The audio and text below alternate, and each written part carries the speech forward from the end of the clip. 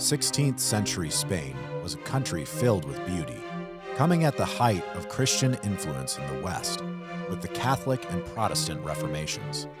In this time, Spain had arrived at a golden age of art, literature, and architecture.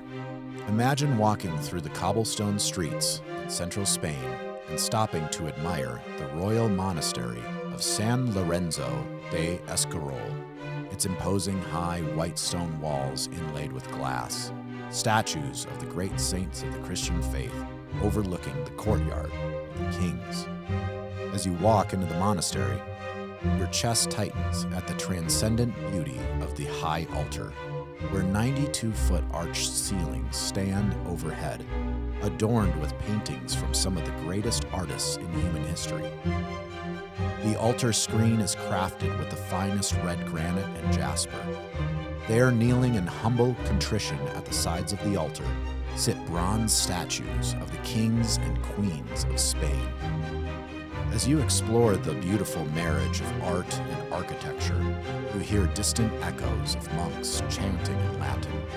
The chanting quiets as you approach the most solemn chambers of the monastery, the pantheon of the kings, where the kings and queens of Spain are laid to rest.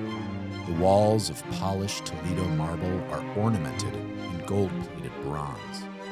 26 marble sepulchres containing the remains of the kings and queens of Spain await the return of Christ to raise them from their long sleep. The Spanish explorers who landed on the coasts of the Yucatan Peninsula in Mexico were sent out from this culture. What they found there was so horrifically shocking that for hundreds of years, no one believed them. Modern-day historians assume the Spanish conquistadors had wildly exaggerated the horrors of the Aztec people in order to justify their brutal conquest of the Aztec Empire. The Spanish claimed that display racks containing up to 130,000 human skulls were seen around the Aztec temple. But centuries had gone by without a trace of these supposed horrors. Scholars began to doubt the existence of these temples and macabre displays, believing that it was simply a false report from the Spanish to justify the brutal treatment and extermination of the Aztec people. But in February of 1978, near Mexico City's Metropolitan Cathedral, power company workers were installing an underground transformer.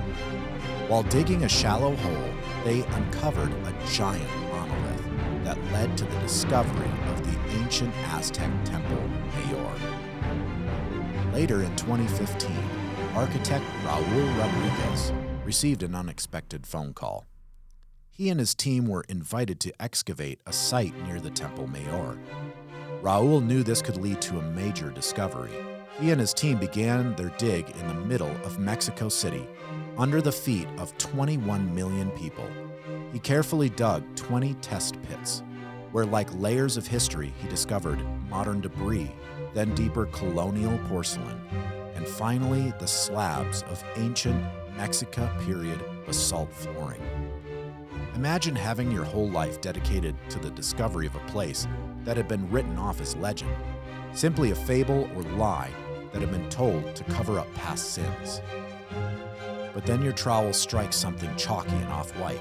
Rock? Basalt? Bone. More bone. Then hundreds of human skull fragments.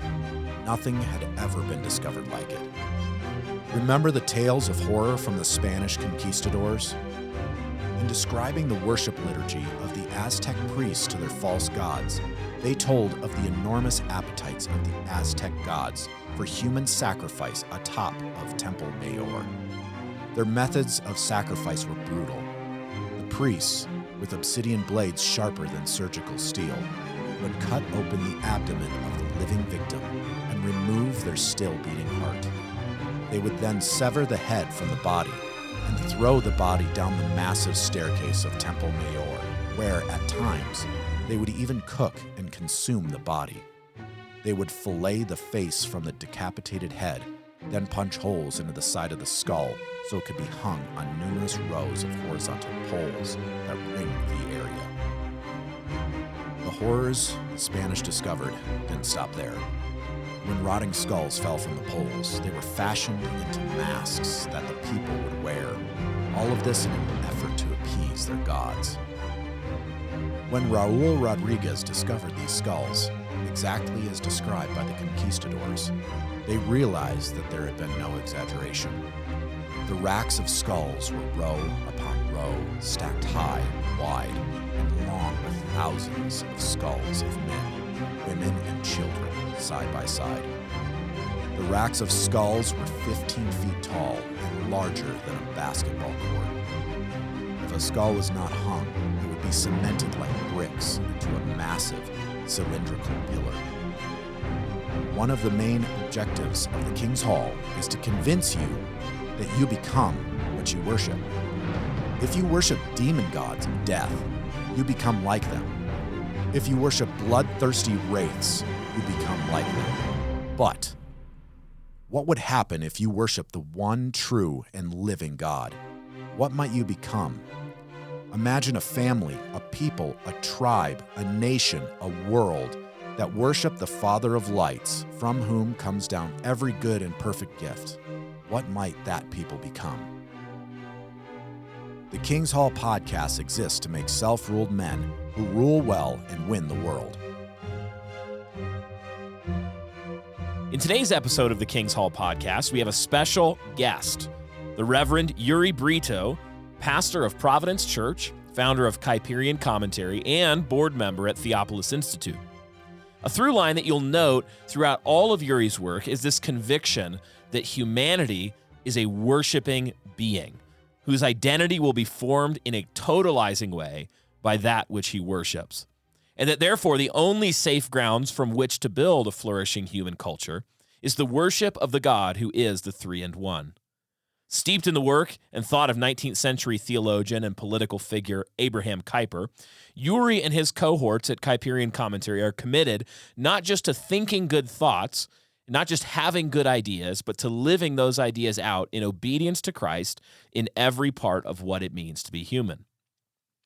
Worship shapes men who shape the world, and so it is essential that we get worship right.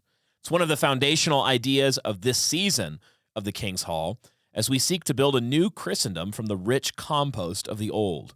So we're going to go ahead and roll the interview, and the first thing that you'll hear is going to be Uri's answer to Eric's question, why is worship central to the rebuilding of culture?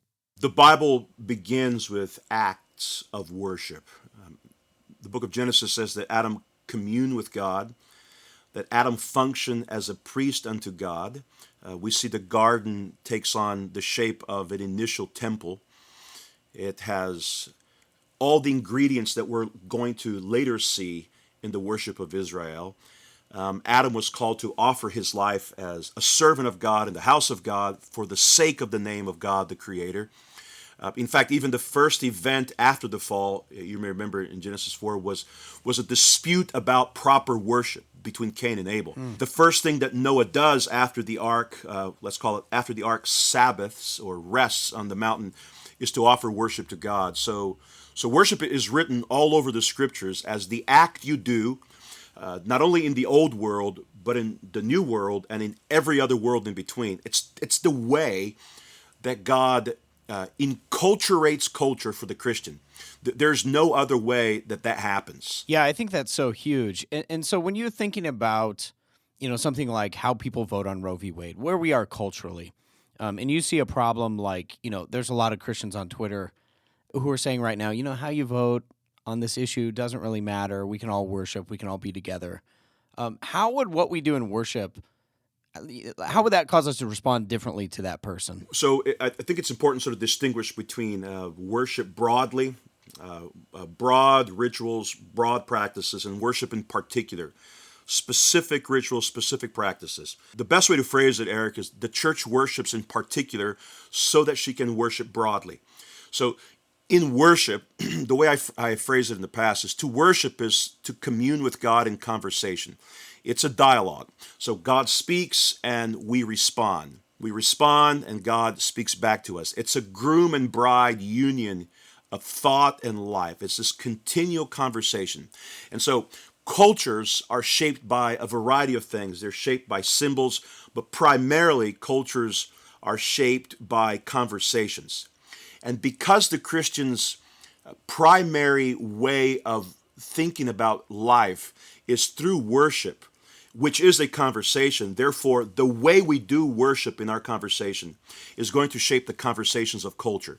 And my argument is that only true conversations can shape worship, can shape culture.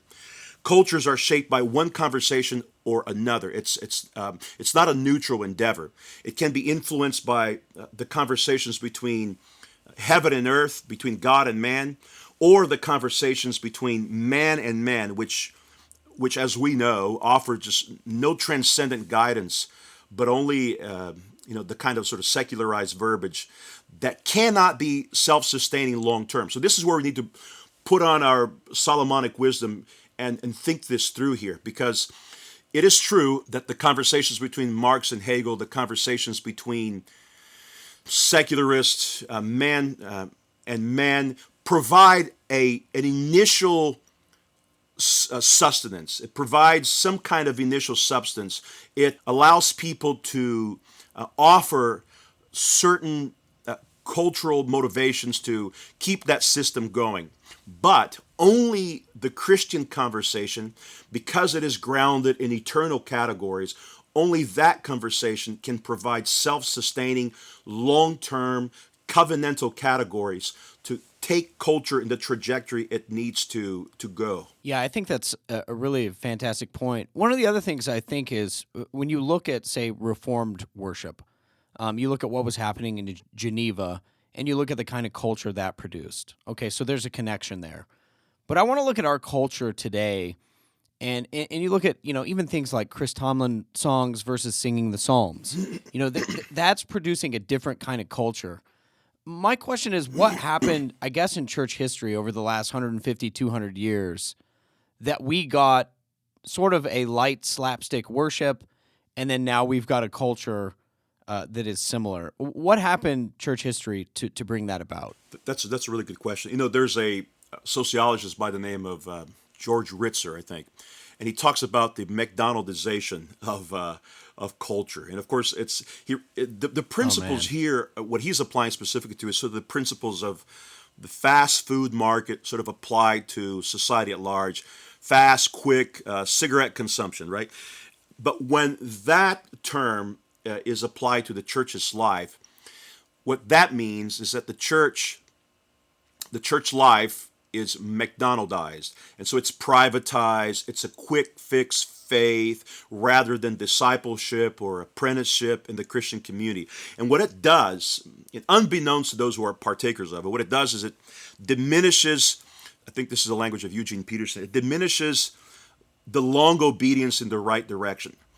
So that church comes packaged for fast consumption. And even as I'm thinking of that, I'm thinking about the little grape juice and wafer sort of, easy consumption that people have used through COVID. So you sit down on Sunday morning with your latte purchase at the upstairs coffee shop, and then you consume the service like you would consume a theater experience with your butter popcorn and your extra size soda. So what you have done, Eric, is you have essentially industrialized church to make us feel at ease with the experience of worship, to the point, and you know this, you've seen this as well, to the point where the live stream service is so live that as long as you keep tithing, you're going to be perfectly okay with staying home on Sunday. So, sit for 45 minutes, make business context to extend your professional career as it's happening, and then leave your faith at the exit door, and then see you at the buffet line. But that kind of easy consumption is made and tailored for American worship consumerism. And nothing in this model, resembles, approaches, or even nears the kind of robust biblical faith of our Hebrew and early church forefathers. Whether, it doesn't matter how it's phrased either, by the way. It doesn't matter how cool it looks. Whether it's phrased with a kind of rationale for evangelism or gospel-centeredness, however it's phrased, it ultimately ends up like a fast food line and a fast consumption experience. For the project of this season to be successful, the project of seeing a new Christendom built, there will need to be thousands and thousands of Christian men and women who are equipped to stand for the truth of Scripture against the errors of both the liberal church and the pagan culture. This is one reason we're so glad to be partnering with our sponsor for this season, Reformation Heritage Books. Reformation Heritage Books offers a large selection of helpful and theologically rigorous resources on everything from biblical theology to history to blue-collar family discipleship, the type of library and resources that could make the kind of men and women I just described, grounded in the rich heritage of the Reformed faith. We'd like to highlight one resource in particular, their Family Worship Bible Guide, that presents rich devotional thoughts on all 1,189 chapters of the Bible, including searching questions to promote conversation and to help you in leading your family in such a way as to say with Joshua, "As for me and my house, we will serve the Lord." Tap the link in the description of this episode to pick one up today. Oh, man, that's so true. And one of the things I know personally for me, so I kind of in college was going to Baptist-style churches, some mega churches in there. Some of those were charismatic. And then I remember at some point I went to Bill Smith's church in Louisville. And first of all, I walked in. So this is, at the time, it was just totally foreign to me. I walk in and I'm like, why is Bill dressed like a Catholic priest? I have no idea what's happening here. And then we're going through the worship service, and I'm like, well, how do I follow worship? And somebody hands me what is like a phone book, what seemed like a phone book, at least to me at the time. So it's you've got this thing that you got to follow along with, and it shocked me. It was a shock to the system. Like you had to participate. They're chanting, they're singing, the Gloria, all this stuff is in there. So we go to one worship service, and I said to my wife, I said, that was the most bizarre thing that I've ever been a part of. I said, I'm never doing that again. And I remember I went home and I told my mother-in-law, I said, it was so weird. And I'm explaining it. And she goes, well, that sounds kind of cool. She's like, well, maybe you should just try it again. Just at least go twice, Well, we went twice and then became, eventually part of the CREC and all those things.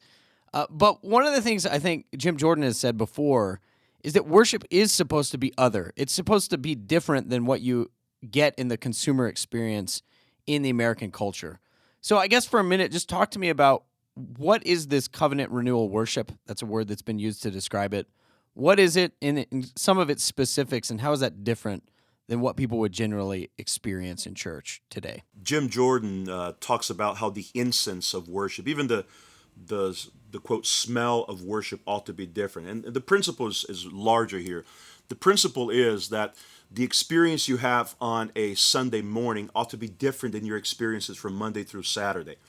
And so the experience of the liturgy simply means the work of the people.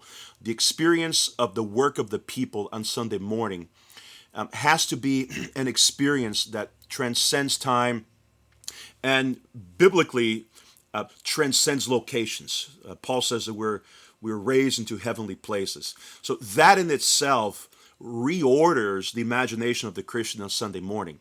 And so if worship doesn't do that, it makes sense why it would be viewed as a fast consumption exercise. However, if worship does everything that Paul says it does, if it takes us to the heavenly places by the power of the Spirit, if worship is communion with angels and archangels and all the company of heaven and all the church on earth, if worship is a service where we sit at the table and our host is Jesus the Christ, the risen, the ascended Lord, if it is, at the very least, Eric, 25% of that, then everything we do on Sunday morning is going to be different and is going to shake up your experience like it did yours and it did mine the first time we indwelt that kind of life. And so the most beautiful rhythms of our lives, and you said it so well, and so a hearty cheers for your mother-in-law, but the most beautiful rhythms of our lives were developed through persistence. But we have grown to believe that life needs to be sort of, dramatic and unpredictable, that we need a cycle of shock and awe to get us through. But the common is the thing that shapes our experiences. We are made to be not so much Homo sapiens, but Homo Adorans. We are liturgical creatures. We are worshiping creatures because God created a world of order from the very beginning. He created seasons. He established time to guide our rhythms. He offered the world as a gift of 6 and 1, a gift of work and Sabbath, a gift of labor and leisure. And the things we do, and you know this as well, as the things we do that shape the most our imagination are the repetitive acts. And in fact, human beings live, modern evangelicals won't say this, but we live as if there's a happy expectation of repetition. Nobody, imagine this, nobody lives constantly in surprise mode, you just have a stroke if everything you were expecting was a surprise. Yeah. So liturgy shapes our rhythms and rituals, and that's why it's so different and so shocking for many of us in the evangelical culture who sort of just have this expectation of having their desires constantly surprised. Yeah, and it's such a good point. Even something that you mentioned, liturgy being the work of the people, that was something that changed where when I would go to worship before, it was like there was a band on stage, and there were lights and smoke machines, and I was basically a spectator. And then going and realizing I'm going to have to sing here. I'm going to have to participate. I've got to say the portion of the psalm back, as the pastor's leading, and all this stuff is, raising hands. It's incorporating your whole body. And one of the interesting things I think it brings up is you're talking about these elements in the worship service. So, confession, communion, ascension, all of it, absolution. What I saw happening in my life over time was I was repeating these things in worship. They became expected. They became habitual. It was that in my daily life, I'd sin against a brother, and I'm like, well, what do we do? Well, there's confession, there's absolution. So it's it actually became ingrained in the pattern of the rest of life as well. One of the questions I want to ask, though, is a lot of times people will say to me, yeah, but liturgy is hard. Learning the liturgy is hard. Learning how to worship as the people of God is hard. And one of those things would be like singing psalms. It's harder than standing there listening to we called them 7-11 songs, 7 words repeated 11 times. It's a lot harder. So what would your encouragement be to people?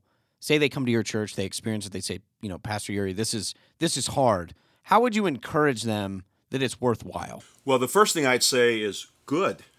If someone comes to my congregation from your local megachurch and they say, man, this was fantastic, I'm often skeptical, to tell the truth, because I want them to see the radical transition from a world where things are spontaneously created, right? A world where things come into being that have not been thought through, and then a world where things have had this aroma of preparation, where everything that happens, and you gave some indication of this, we call the 5 C's of covenant renewal, which is the call, the confession, the consecration, the communion, and the commissioning. And you come into that worship environment, and suddenly it's hard for you because you've been trained to think about these categories scattered throughout, if at all. But now you're being retrained, as Walter Brueggemann says, you're being reoriented into a liturgy of expectation, into a liturgy of repetition, into a liturgy that keeps you no longer as a passive engager, but an active engager through and through. You mentioned this as well. The difference between the passive worship experience of the local megachurch and the difference between the active experience in your local congregation, in whatever tradition it is, the difference is that there's no room for individuality to blossom. There's only room for the corporate experience, so that my youngest is 4 years old, so that my little 4-year-old looks at what's happening when we raise our hands for the Gloria and says, this is what's expected of me and everybody else. So there's no room for the individual to sort of blossom with his privatized, McDonaldized worship experience, and all of that now is shifted into a corporate expression that prior was not a part of his involvement.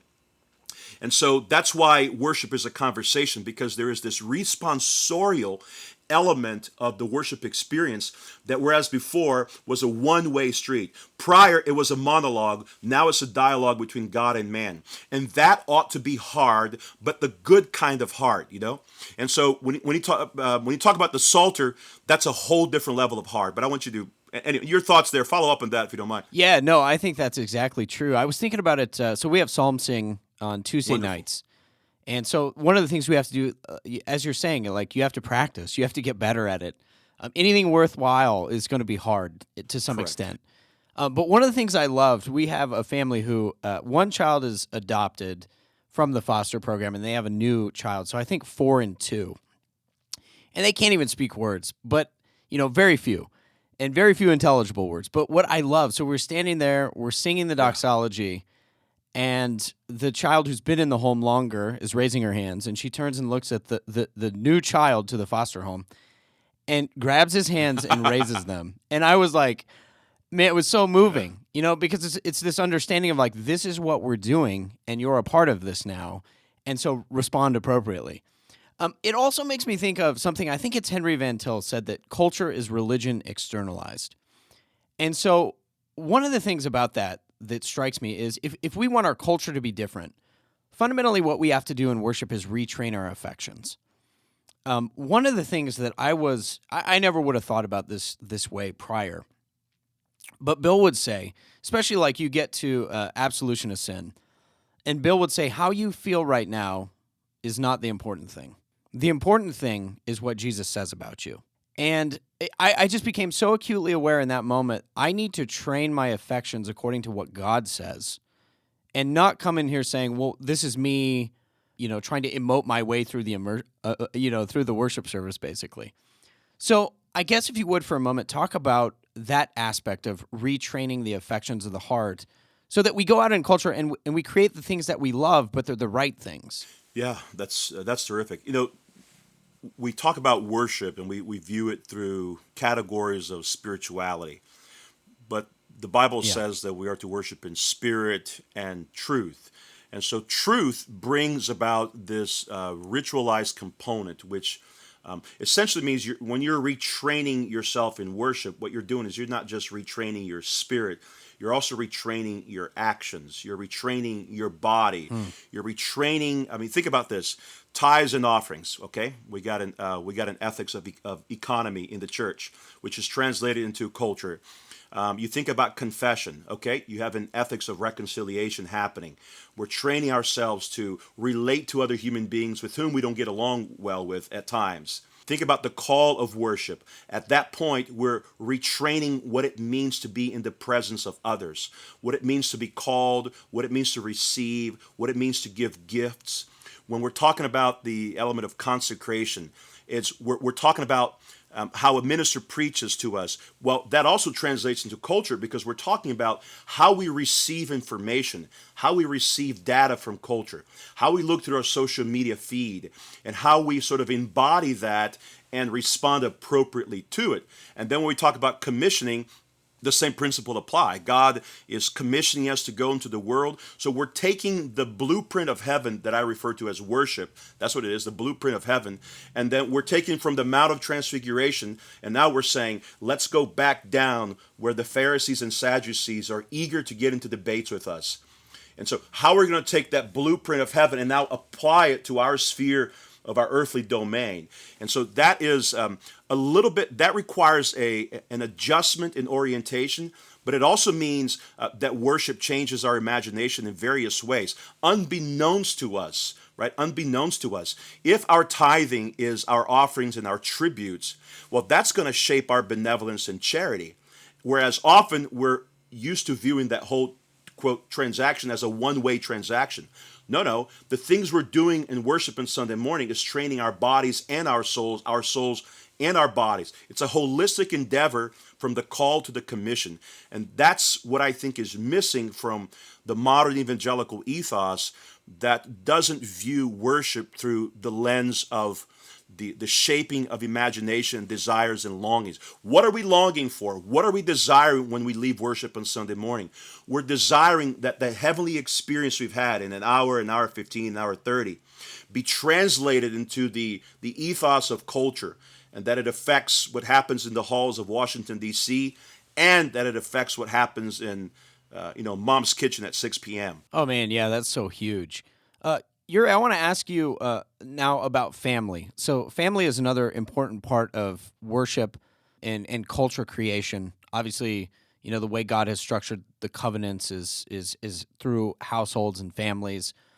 How does that play into worship and culture creation with what you do with your family, I guess, is part of this question. And I guess if you would just tie it to, like, what does that actually look like on a daily basis, say, for you and your family? How are you creating a liturgy for your family? And then how does that translate to the culture of your family? Let me put a plug for a book that I edited many, many years ago, and it was called The Church-Friendly Family. And it contains essays from Rich Lusk and Randy Booth, and a lengthy introductory essay from myself. And I think it's being republished by Covenant Media Press soon. But I tackle a lot of these issues there, and the other writers do as well. I think we have been trained to think of the life of the church as merely the kind of life that adds weight to the life of the family. And what I've tried to do is to say that the life of the family does not have any weightiness to it apart from the central life of the church. So that on Sunday morning, we typically view the Sunday morning experience as the cumulative effect of several households being put together. And I want to change that language, Eric. I want to say that what happens on Sunday morning, just to quote my mentor, Peter Lightheart, what happens on Sunday morning is that at that point there's a transformation of familial and household realities. We're now being incorporated into a larger family than our own households. So that my son Ezekiel looks at his friend across, the other side of church as his brother, as his heavenly participant, as somebody who is united to him in a task that's greater than himself. And so once we get that perspective right, and we see the sort of the centrality, the liturgical expression, and shaping our familial habits, then I think we can talk about family practices. And I've thought about this quite a bit over the years because there's a lot of interest in developing the concept of the oikos in our society. And it's true that as the family goes, so goes the culture.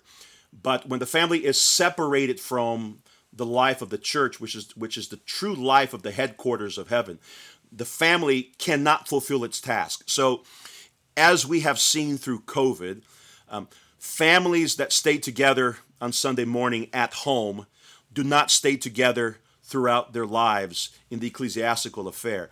When you think about when you think about life in the longevity of the experience of a father's son, for example, when you think about that kind of life, the father that doesn't train his son at home in the rituals of church, that father will eventually lose his son to other rituals, which means the son is going to be looking for other rituals to stabilize him. And he'll find it very quickly, by the way. He'll find it. So the home needs to be the household. I'm talking about the biological expression where you and your wife and your children live. That home needs to be a place shaped by the productivity of church. Church is to be a productive experience. The home needs to be a productive experience, which is how I interpret sort of Proverbs 31 as the home being shaped by the bride of Christ as a productive experience. If you, as a dad, if you're trying to leave a piece of Christendom behind for your children to pick up and keep building, then productivity in the household is going to be very key. And what that means is going to entail that you need a family that is committed to the principle of productivity. You need mom to be on the same page. You need Ezekiel, you need Johnny, you need everybody to be on the same page. We're going to be a productive home. You need a wife that is committed to see a bigger picture than merely what she's doing. A wife is not merely doing dishes in the home. A wife is saving civilization while she's doing dishes in the home. P.J. O'Rourke said, everybody wants to change the world, but nobody wants to help mama with the dishes. And that's kind of the reality. This is a community project, and mom needs to see these things. It's my job as a pastor. It's your job to encourage our wives and mothers to see their role as much greater. So here's the principle, and I just want to leave with this because I think this is a sort of a forgotten piece of this puzzle here. When things pick up in traffic in the home, that is when opportunities to serve, opportunities to grow are all over the place, right? The family is becoming more productive, and the more productive you are, the more opportunities will show up. The general strategy in our society among families is to shrink down our blueprint. So if we have 7 things we do, now what we really need to do is only one thing so that we don't get too overwhelmed. So guys, let's do less, right? But what if the helpful thing is to strategize the things that are good, the things that are better, and the things that are best? In other words, what if the way to move is to build more strategically, to say no to lesser projects and yes to more efficient projects? Family units need to function like that. And I have 5 kids. The more kids you have, the more strategic mom and dad have to be. So here's a prime example in the area of, let's say, devotional life, right? I've been doing this for 14 years as a senior pastor, so I deal with this all the time. And often when I hear very enthusiastic fathers, they build these kinds of romantic notions of offering the family a night with this grandiose Spurgeon-esque devotions. And what they are doing is essentially training, unless you have the rhetoric of Chrysostom, which most men don't, unless what you're doing is you're poorly strategizing. So what you have to do, and I'm borrowing this from a little line that I think Wilson used in one of his books, what you have to do is to make your time efficient. So what we do in our home essentially is a catechism question, a prayer, and a dinner conversation. And that can be done consistently without demanding too much. But the idea here is you're having conversations, which means, back to the earlier thing I said about worship, is you're shaping the imagination and you're allowing your family to be simultaneously strategizing by thinking and adding ethical categories to the household. So you're having a conversation with your home, and dad, who is the leader strategist, begins to put ethical dilemmas at the table. And now your oldest son is beginning to have to think through these ethical dilemmas. And dad is just there as a facilitator. And mom is there to help out as well.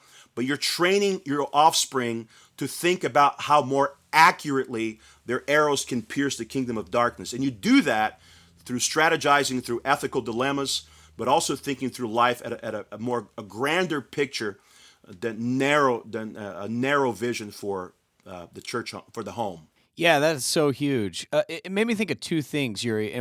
First of all, really the way that modern church has, I don't know if it sought to do it or it just ended up doing it, but I think as the household has fallen apart, really what the church did is try to replace those roles. Yes.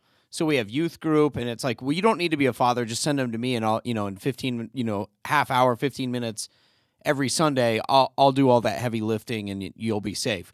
Well, we've clearly seen culturally that doesn't work. And so I think a lot of this worship model it's really about structuring the church so that it's assisting the family in its roles, not replacing them. And so that's really key here. The second thing, and it'll dovetail into the next question I want to ask you, you were talking about moms doing dishes. And one of the things that strikes me is this is why we need biblical theology, because we need to understand what part of the story we're in. We need to understand what God is doing in his work of taking dominion, that he's using us to be a part of that. We're part of the kingdom coming on earth. And it's so important because it gives life to these mundane, everyday tasks, right? We're not just doing dishes. You know, if you're a dad, you're not just, maybe today you're filling out spreadsheets, but we're part of this greater mission of God, the Missio Dei, and we need to see ourselves properly in the story. So I guess just break down, if people aren't aware, what is biblical theology and why is it so important to know where you're at in the story? Biblical theology is the unfolding of redemptive history in the scriptures. So biblical theology is not so much concerned with propositional categories. That's what systematic theology does. Biblical theology unfolds before us in this beautiful tapestry, the story of redemption. And it does it in a way that is, quote, liturgical, close quote, right? So it borrows rhythms and patterns. And so what you see, and I've argued this just recently in one of my sermons, that one of the problems of our day is we have lost touch with the first 6 days. And because the first 6 days offer us a rhythm, a pattern, a typology for how all the other days of redemptive history from Genesis 3 till the second coming of Jesus are going to unfold. Wow, yeah. And if we begin, so this is another aspect here. If we begin, Eric, our anthropology in Genesis chapter 3, we're going to see the world as this lost cause. But if we begin our anthropology where the Bible begins in Genesis 1 and 2, we're going to develop a biblical way of looking at redemptive history. And we're going to see the sin in chapter 3, but we begin things where things ought to be. And that's where Christians ought to pursue, where things ought to be. Not where things have been lost. We pursue redemptive history. We pursue our role in redemptive history through the lens of how things were established by God in the garden. And then we move from there. Sin is there, but Christians must remember that the sin bearer has also come. We no longer live in the days of Malachi. We live in the days of the new creation where Jesus has become our prophet, our priest, and our true king. And he makes us into all these things as we look at redemptive history. Man, that's so good. And especially as you were talking about early chapters in Genesis, I think I was talking to Rich Lusk about this on the podcast, and he mentioned, you know, part of the reason that we've dropped the ball culturally on the issue of sexuality is because we jettisoned a historical creation view, right? So, like with evolution, it's like, oh, well, you know, Adam, Eve, you know, were they real people? Is that sexuality really that important?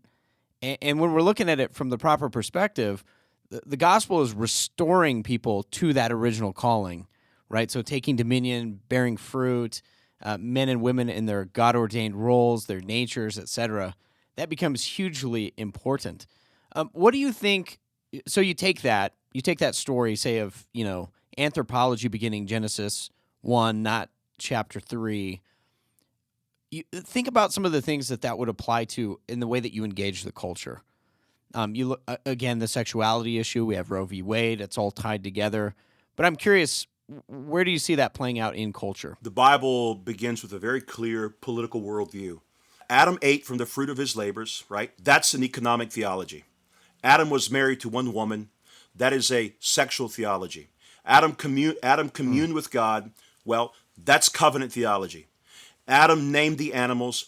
That's dominion theology. Adam lived according to the seasons that God established. Well, that's a liturgical theology. And I'm just starting, man.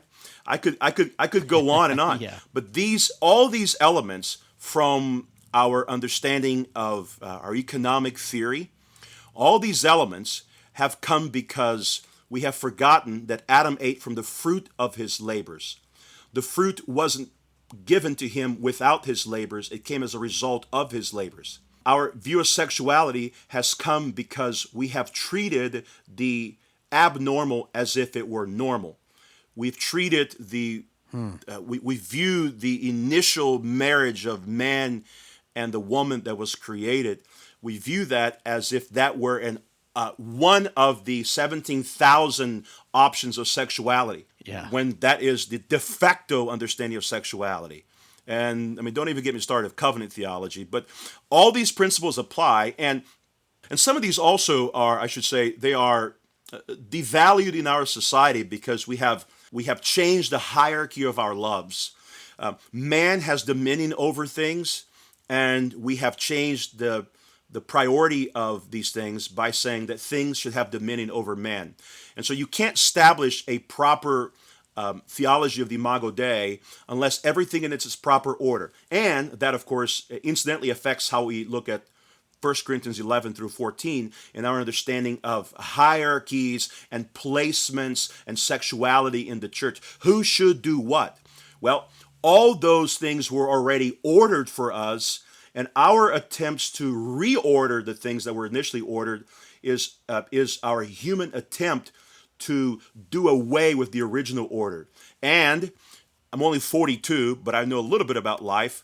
Every time man attempts to do that, we get a disordered economy, a disordered sexuality, a disordered ethical and liturgical theology. So all these things are clearly connected, but we need to begin where everything begins. Yeah, that's a really excellent point.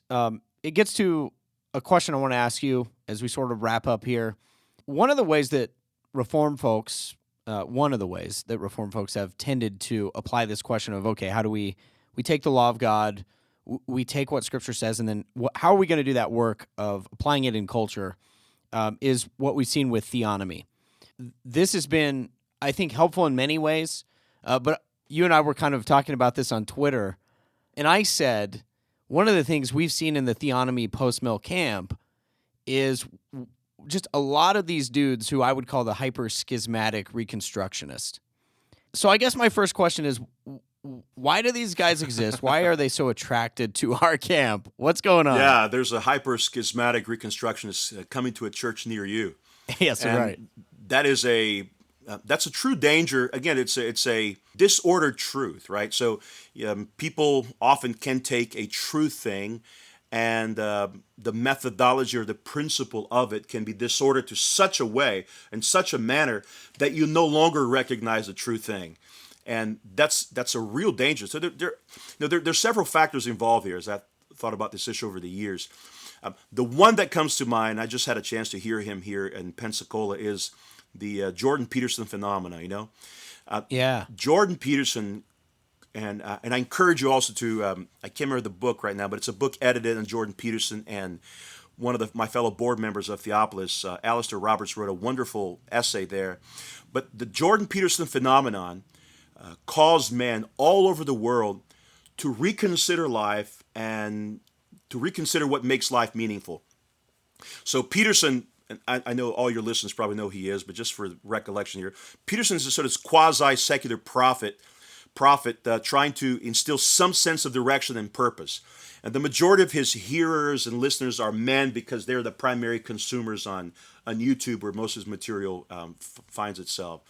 And when you take that Peterson mentality of purpose and direction and leadership, when that mentality reaches Christians, let's say, just hypothetically, dispensational Christians, what they realize at that point, when it hits them to the heart, right, when they accept Peterson into their hearts, what happens there is right. they realize at that moment that their escapist philosophy that brought them no theological and cultural satisfaction needs to go. And then they go online and they see the stuff Eric Kahn is writing, the stuff other guys are writing, and then they come across, good people like, the late Greg Bonson, or my friend in California, Andrew Sandlin, or, Captain Stay Out of Controversy, Doug Wilson, or right. even, the late Rush Dooney that I've never had a chance to meet, but who died in 2001. And then suddenly, I don't know if you're experiencing the same, I'd love to hear your thoughts as well. Suddenly, what took them 30 years to see takes them one day to unsee. And then, man, what happens is they become sort of these social media apologists for the 613 case laws in the Bible, and they carry around the biggest copy of Rush Dooney's Institutes of Biblical Law they can get.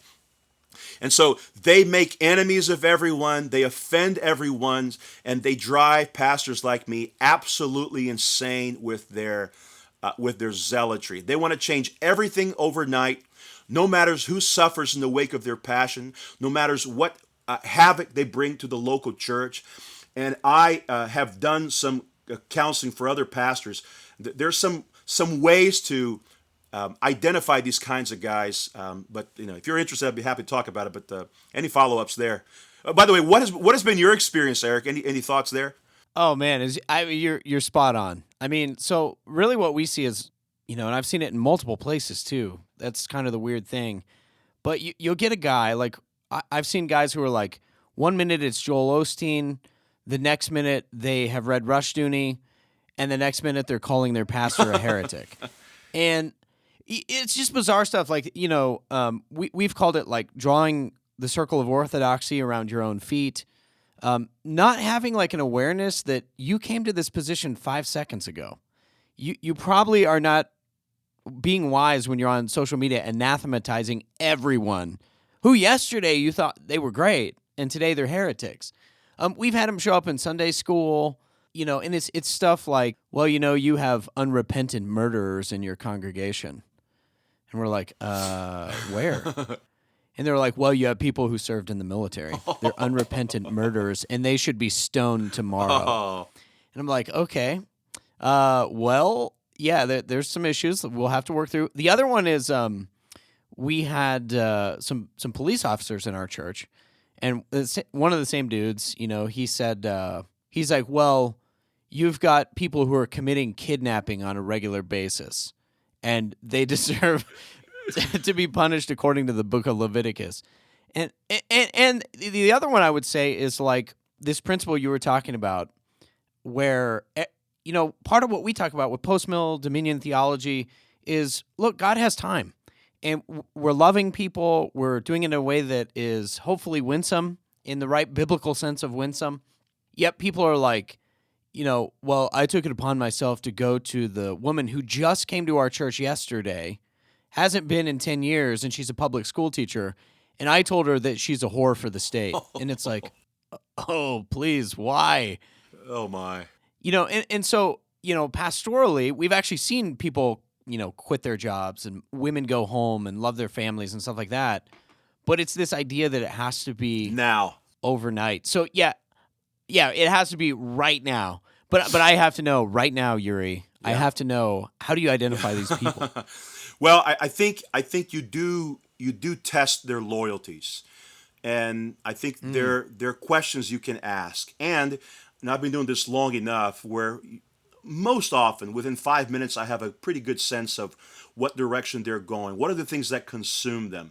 Now, you shared a few kind of interesting experiences. I had one during the COVID season where someone came to our congregation, and within 5 minutes he was condemning anyone who took the vaccine as a heretic of the state and somebody who could no longer be trusted as a Christian. Well, every congregation is going to differ. Wow. And now, anybody who has read anything I've written has a very healthy sense of where I lean on these issues. However, there are also issues of conscience that show up in your congregation. And so one way to test it is, how do certain people that come to your congregation view others in the congregation? So let's say you have a family that is in the public school, but they have come to your congregation and they have found the things there to be healthy for them. Well, how is that first conversation with that person? Well, my desire would be to draw them into the beauty of what we do rather than damage their minds by acting as if everything they've ever done in life has been an incredible waste and they're leading their children to hell right now. If that were the application, everything you and I have talked about redemptive history is completely mute. It has no bearing at all in this conversation. But interestingly enough, families that have had their kids in public school because of ignorance or because they were just thinking through these issues, if they grow into the vision you're laying out Sunday after Sunday through various sweet conversations around the dinner table with good wine, through a helpful dialogue, through the years, through the months and through the years, these families end up becoming the most loyal to the vision of the church long term. So we have to begin thinking through these issues, as John Frame would say, every theology must first and foremost be pastoral theology. And the opposite of that is a theology that does not draw people closer to you, but drives them away. And when they're driven away, Eric, what usually happens is they carry that one or two experiences with them wherever they go, and they damage the very cause you seek to defend. Oh, it's so huge. And I think pastorally then it becomes our responsibility to like, I want to protect the flock from this person. You know, it depends on the degree, but as you said, they can be troublers of Israel. It also reminded me of something that Jim Jordan said, that we were asking questions about liturgy and making changes in the church. And we're like, how fast do you implement change, et cetera? And it was just such a pastoral moment for us, like pastors being pastored. But he said, your people need to know how much you love them. That's what they need to know first, how much you love them. And it was a good check, because all of us, you can read something, you get cage stage about it, you want to see change immediately, and you've got to pastorally remember the people. And it is really hard. I think about our own lives, like going to covenant renewal worship for the first time. I was in shock. And so I can imagine if somebody had been like, well, you're an idiot if you don't get this. We were like, rather than recognizing, no, I understand. This is a shock to the system. We love you. Here's some good brisket. And it's going to be okay, Eric. That's basically what happened to me. Yeah. So I think that's really good. It gets to the last question I want to ask you as we wrap up, Uri. Something that you do on Kuyperian Commentary is really, I think, about engaging cultural issues, right? Whether it's Roe v. Wade, whether it's, physical bodies and how pastors and other men take care of their bodies within the church, et cetera.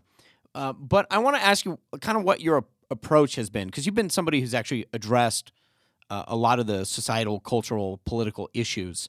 What are some of sort of, I guess, your principles for how you decide I'm going to deal with this versus, I know a lot of pastors are just saying, I don't talk politics, let's not talk politics. We just never deal with the really controversial issues. So how do you wade through that? Well, the first thing to keep in mind is that the things I've written, especially in the last few years, didn't come because I was a happy graduate of seminary. That wasn't my first year into pastoral ministry. Right? There's a sense in which the pastor must earn his shepherding garments. And that comes when you visit their children in the hospital when they just got a concussion. That comes when you bury grandma. That comes when you minister to them through relational difficulties. So one of the things that happened, this is my 14th year here at Providence in Pensacola. One of the things that happened during COVID is that I went from quoting a few things on Facebook to writing full-length articles on Facebook almost every day for 2+ years. And before that, and I think I was sharing this with either Brian Sauvé or David Chocolate Knox, but I had a very small presence before that. But when I began to write more thorough posts that dug very deeply into the current issues of the day, people began to interact, and suddenly there were folks reading my material in a consistent and substantive way. And it went very quickly from about 2,000 people on Facebook to 4,500 to 5,000. And I know that there are, social media skeptics out there, and some of them, they've, as I said before, they've kind of embraced Wendell Berry in their hearts. And there may be I don't have a computer. Yeah, there may be a small dimension of goodness to that. And, I tried my life of flip phone for a little bit. Didn't work. But the reality is that social media is where the big conversations are happening. Now, it may be because of old-fashionedness, but, people today, whatever the skeptics think, people today the majority of people are not getting their news through daily delivery of New York Times in their front yard. They're getting their news. Yeah. The majority of conversations I have are with people who send me links to something they saw on Twitter or in their Facebook feed.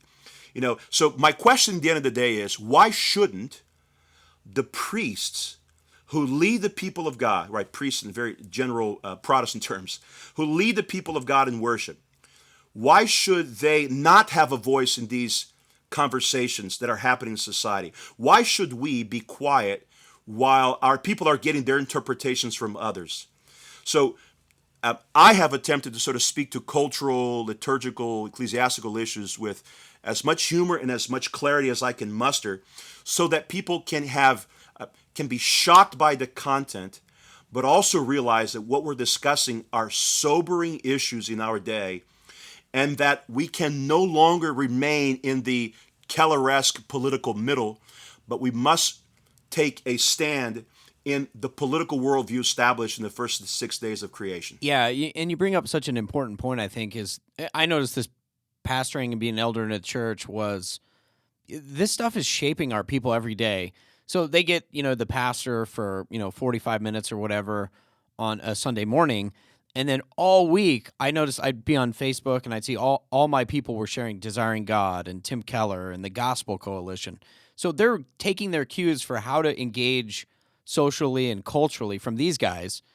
And that's really why I started as well. It was this kind of pastoral need to say, look, our people need something better. And we have good resources through like Canon Plus and Doug Wilson and a lot of those guys. I think they've really amped up their game too in the last 2 years, because I think a lot of us realize, Pastor Brian Sauvé says this to me all the time, but he's like, listen, Twitter, like it or not, Twitter is the agora. Like that is the marketplace of ideas right now. And so that's really a lot of times where we need to engage and interact with people. I was skeptical too in the beginning. I was like, I just want to read my Wendell Berry and Eugene Peterson and, live in my countryside, Montana ranch or whatever, and just watch the sunset. But it's like, no, I'm going to have to spar and wrestle with these ideas in a very real way that's meaningful to our people. Because the reality is, look, they're going to Tucker Carlson. And I think a lot of it is because the church and people in the church have been starved for meaningful content that helps them engage and interact with the events of the day. Right, you're absolutely right.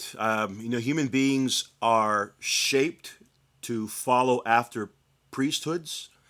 Some desire the priesthood of Adam, some desire the priesthood of Melchizedek, and Christians ought to desire the priesthood of Jesus Christ ultimately. And if anything, the gospel of Jesus Christ was the most public of all gospels.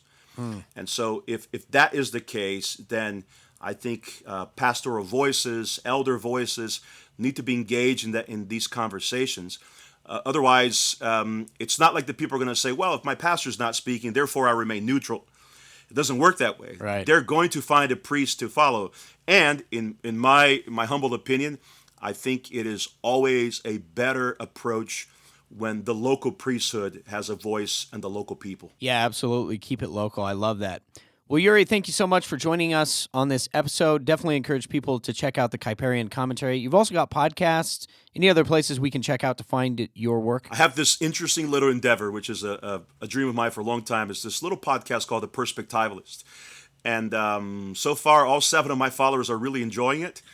And soon to be 8. Soon to be 8. Oh, okay, very good.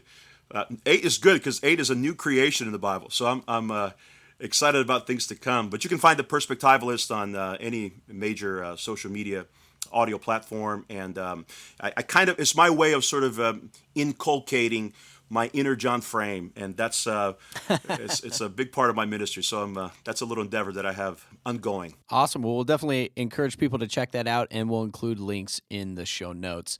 Uri, thanks again for joining us. My absolute pleasure, Eric. Thank you. Man, what a great interview, right? That was really amazing. We were talking about Uri just has presence in gravitas.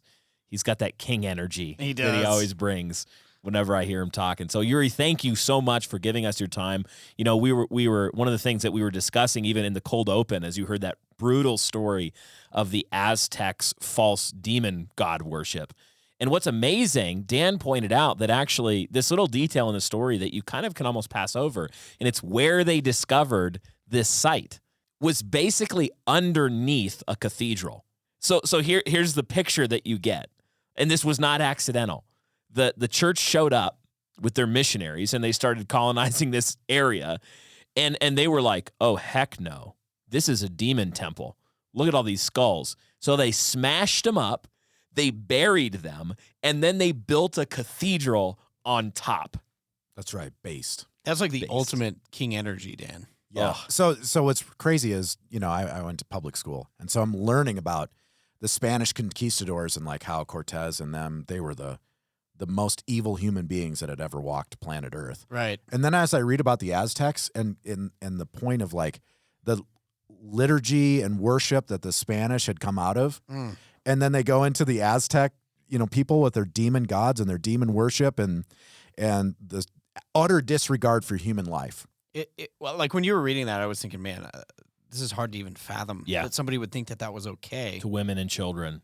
Yeah, and it's weird because I kind of grew up with the like Pocahontas, the dances with wolves culture. So we're like, indigenous people are naturally just wonderful, peace-loving. And then you read that and you're like, with all the colors of the wind. It's a song of your people. Yeah, that's right. Yeah, my people were much more peaceful than the Aztecs. I don't know if that's saying much, but it was still better. But yeah, you grow up with this public school, Dan, right there with you. Yeah. And now hearing those stories, you can understand why they actually were like, no, we're not. Yeah, every aspect of their their life is saturated with the worship of the one true and living God. And then they show up in a place and they're like ripping the hearts out of living people. Yeah. Men, women, and children. Ugh. And you come across this and then they're eating their bodies on occasion. And you're like, these people, there's only one just punishment for this. Yeah, Exactly. Anyway. It's like, the Canaanites. And this is really one of the ways that you can tell this episode. This is one of the ways you can tell the story of history, is the story of the worship of the living God in conflict with the worship of the false god, whatever shape the false god happens to be conformed to in that moment. What happens? Well, the people of God confront this culture of demon worship, which is always a culture of death. Every single time you find demon worship, you find the worship of anything that is not God, you find a culture of death. Did you just say Planned Parenthood? Exactly, Eric. And what do the people of God do? Well, they conquer, and they conquer by worship. And actually, here's the glorious part, is that we conquer through conversion even. And so you take, like, this is one of those thoughts I think is just so glorious from a story like the Aztecs, is that not only a lot of people needed killing, like, let's be honest, a lot of those, they needed to make war with these people and utterly put them under their feet because they were just a disgusting, bloodthirsty people. And yet there are ancestors of, I guarantee you, there are ancestors of Aztec priests who are worshiping Christ today. Yeah. Guarantee you. Why? Because the Christian worship is potent. It actually changes things. Our God is the true God. You can build your fake mountain, your fake temple, your ziggurat, and you can put an Aztec priest on the top, but our God is still seated, his Christ, on Zion's mountain, his holy hill, and he's still reigning, and he is converting the nations. That's right. I love the tie-in, too, with Boniface, right? We're talking about chopping things down, rebuilding God's cathedrals in place, and Dan, that's exactly what the conquistadors did. Yeah, they took a green grove of absolute horror, and then they erected a temple to the true and living God, or a cathedral to the true and living God. Yeah. Well, thanks for listening in on this episode of the King's Hall podcast. Again, we would encourage you to make sure that you get worship right at the foundations, right? That you get worship right with the people of God on the Lord's day. You gather with God's people. You lift up your voices in psalms, hymns, and spiritual songs. You lift your eyes to Christ, and through that sight of him, find yourself conformed from one degree of glory to another into the same image. That you take that worship and it suffuses your dinner tables and your homes and your evenings with your children. That you would teach your children the songs of God's church and the scriptures of God's people. That you would repent of your sin quickly, worship God in the light. And we'd point you to one of our sponsors for this season, of course, Reformation Heritage Books. Their Family Worship Bible Guide is a great resource, dads, if you're looking for a way to get this happening in your home. It's got devotional thoughts on every chapter of the Bible. That's a good starting point. Pick up a resource like that and get to work in your families so that you can see not only your own life conform to Christ, but faith press downstream in your own legacy. And remember that this is a long project. Festina Lente, make haste slowly as you go about all of these things, but we hope that you'll tune in next time to the King's Hall podcast. Thanks for listening.